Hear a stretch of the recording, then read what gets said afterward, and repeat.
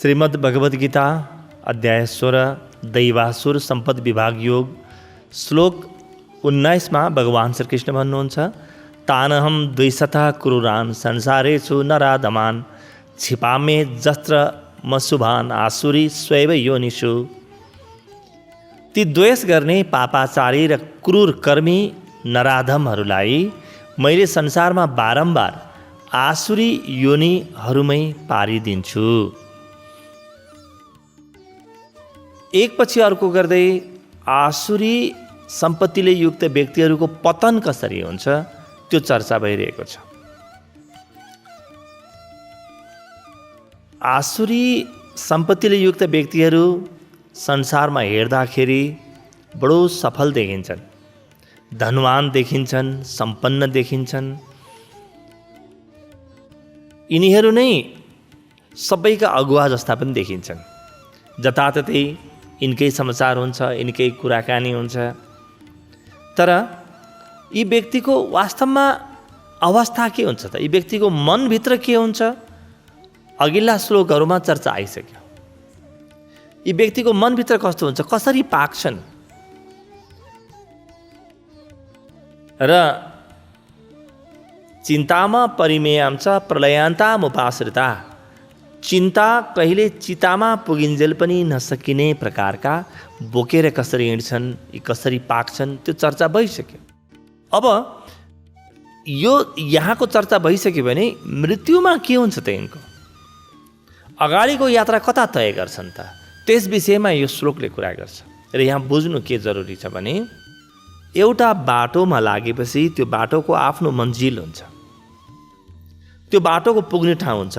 त्यो बाटोमा लागेपछि व्यक्ति त्यसको अन्तिम गन्तव्य जहाँ हो त्यो पुगी छाड्छ। यदि उसले बिचमा गएर आफ्नो दिशा परिवर्तन गरेन भने।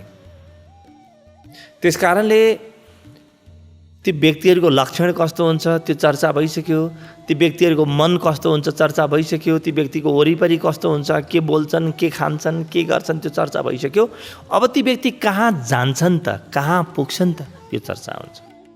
धेरै मित्रहरूको प्रश्न हुन्छ, मनमा पनि छ कि यदि भगवान छन् भने यी आतङ्ककारीहरू, यी भ्रष्टाचारीहरू, यी अन्यायीहरू, अत्याचारीहरू र नाना भाँति सिद्धान्त बनाएर मनुष्यको हत्या गर्ने यी हिंस्रकहरूको गन्तव्य के हो त?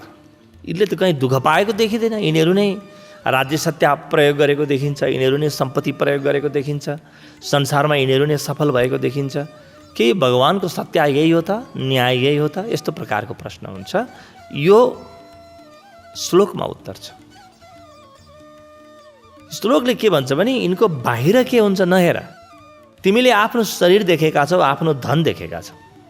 आफ्नो शरीर र आफ्नो धन बाहेक तिमीले नदेखेको भएर यी आसुरी व्यक्तिको पनि शरीर र धन बाहेक तिमी केही देख्नै नसक्ने भयो। शरीर र धन असली कुरा होइन। असली कुरा यो व्यक्तिको चित्त कहाँ छ, चित्तभित्र के भइरहेको छ त्यो तिमी आफ्नो पनि देख्दैनौ, त्यस कारणले उसको पनि देख्दैनौ। यो व्यक्तिले यति दुःख पाउँछ, यति दुःख पाइरहेको छ जुनको हिसाबै छैन।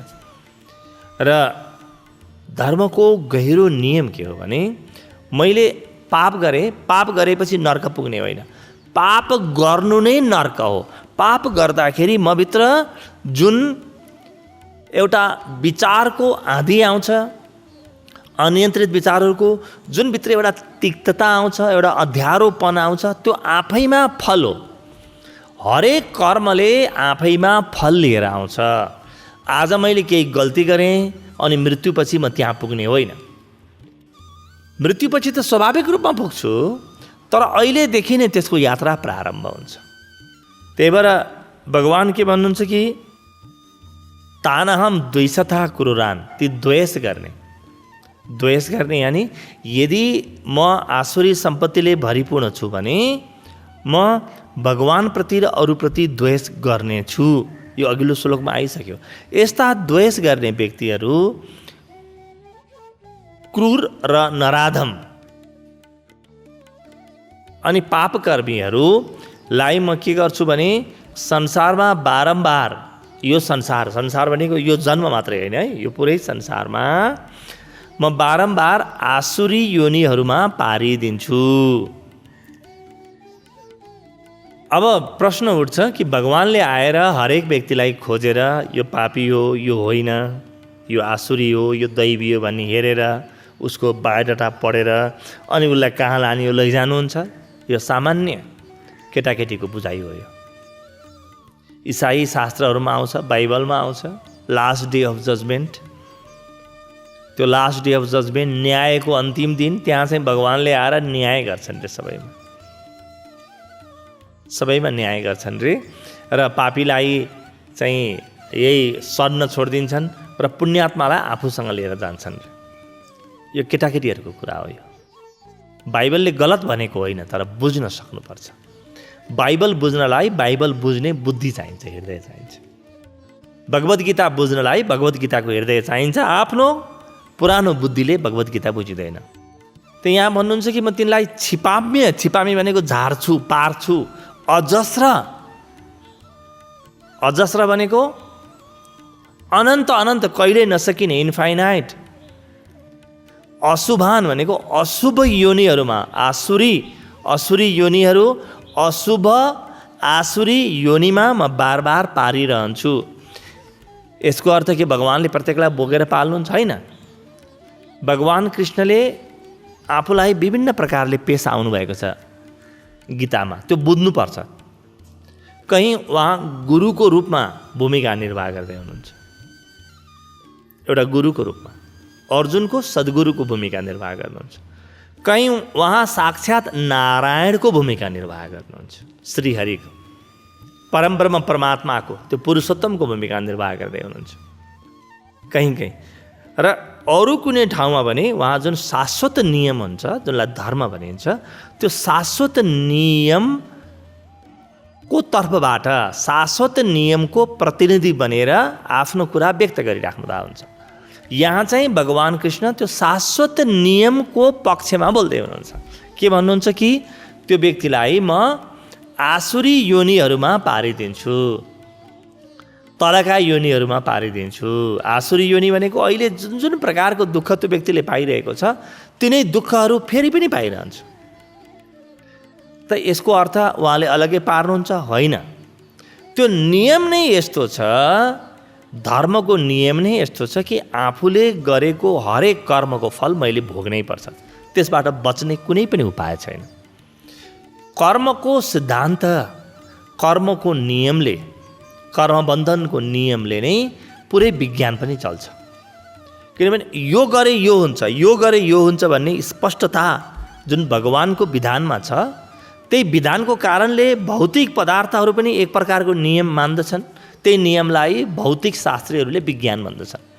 संसारमा विज्ञान भने यदि केही मात्रा अक्सिजन र केही मात्रा हाइड्रोजनलाई सँगै ल्याउँदा घरि पानी बन्ने घरि पानी नबन्ने भएको भए कुन चाहिँ वैज्ञानिकले पानी बनाएर देखाउन सक्थ्यो होला?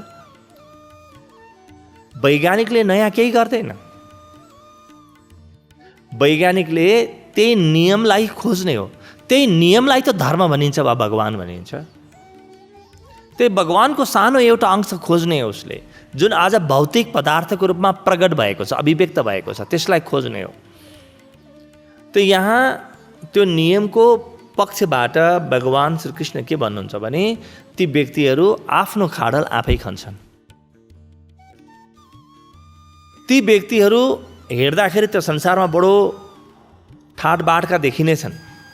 समाचारहरूको मुख पृष्ठमा तिनीहरूकै तस्बिर आउनेछ, तिनीहरूकै हैकम चल्नेछ, यहाँ चल्छ।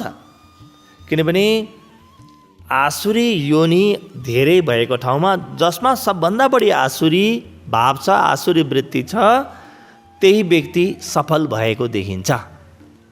यो नियम हो, अनिवार्य नियम। त यहाँ तिनीहरू सफल भएको देखिन्छ, तर आफ्नो दुष्कर्मले गर्दाखेरि, आफ्नो पापाचार र क्रूर कर्मले गर्दा ती व्यक्तिहरू आसुरी योनिमा बार बार पर्न जान्छन्। अहिले जुन दुःखको श्रृङ्खला छ, त्यो दुःखको श्रृङ्खला पटक्कै पनि कम हुँदैन। त्यही दुःखको श्रृङ्खला जारी रहन्छ। यदि अहिले जे दुःख छ, भोलि 10 वर्षमा, 100 वर्षमा, 1000 वर्षमा, 10,000 वर्षमा 10 लाख वर्षमा पनि त्यही दुःखको श्रृङ्खला जारी रहन्छ भने मैले जीवनमा के चाहिँ कमाएँ त? जीवनमा मेरो के आर्जन त भएन? त भगवान सजग गर्दै हुनुहुन्छ, भन्नुहुन्छ कि हेर तिमी आज एउटा पनि गलत काम तिमी गर्यौ, गलत भाव तिमी भित्र आयो, आसुरी वृत्ति तिमी भित्र आयो भने त्यसले तिमीलाई जन्म जन्म डुबाउँछ है। यो ख्याल गर, सजग हौ। यो नियम यस्तै छ, संसारको नियम यस्तै छ। यो नियम अकाट्य छ, शाश्वत छ, सनातन छ र अकाट्य छ यो नियम। यसबाट तिमीले बच्न सक्ने कुनै उपाय छैन। बच्नको लागि तिमी के गर, त्यही नियमले बाटो पनि दिएको छ, त्यही नियममा छ त।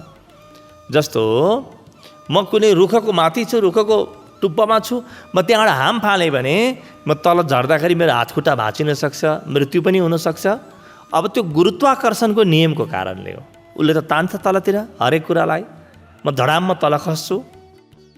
अब त्यो नियम जब छ भन्ने मलाई थाहा भयो, तिमी खस्छौ भन्ने थाहा भयो भने म अर्को विकल्प रोज्न सक्छु नि त। त भगवान कृष्णले करुणावश हामीलाई विकल्प दिँदै हुनुहुन्छ, भन्नुहुन्छ कि तिमी हेर हाम फाल्यो भने लड्छौ, त्यस कारणले तिमी त्यहाँबाट चाहिँ अब बिस्तारै ओर्लिन सिक, वैकल्पिक बाटो खोज। दैवी योनिको बाटो यानि वैकल्पिक बाटो, दैवी वृत्तिको बाटो, दैवी सम्पत्तिको बाटो यानि वैकल्पिक मार्ग तिमी खोज। अहिलेसम्म तिमी जे गरिरहेका छौ त्यो कर्मलाई नदोहोर्याऊ। यही कर्मले तिमीलाई दुःख दिएको थियो, यही कर्मले तिमीलाई अनन्त अनन्त योनिसम्म दुःख पाउमा लैजानेछ। अनन्त अनन्त जन्मसम्म तिमी आसुरी योनिमा पर्नेछौ। आज जे गल्ती गर्यौ, आजसम्म जे गल्ती गर्यौ त्यो गल्ती अब नदोहोर्याऊ। त्यो गल्तीबाट तिमी बाहिर निस्क। त भगवानको यो बडो करुणाले भरिएको स्वर हो। यो कुनै धम्की होइन। धेरै व्याख्याकारहरूले, टीकाकारहरूले भगवान कृष्णले दिएको धम्की भनेर लेखेका छन्। बडो गलत हो यो, साधनाको अभाव हो यो। भगवान त म भित्र नै छ त मलाई कसरी धम्की दिन्छ? उसले आफैले आफैलाई कहीँ कसैले धम्की देला त? के त्यो मूर्ख होला, पागल होला? त्यो होइन। बडो भाव बुझेर एक एक कदम अगाडि बढ्नुपर्छ।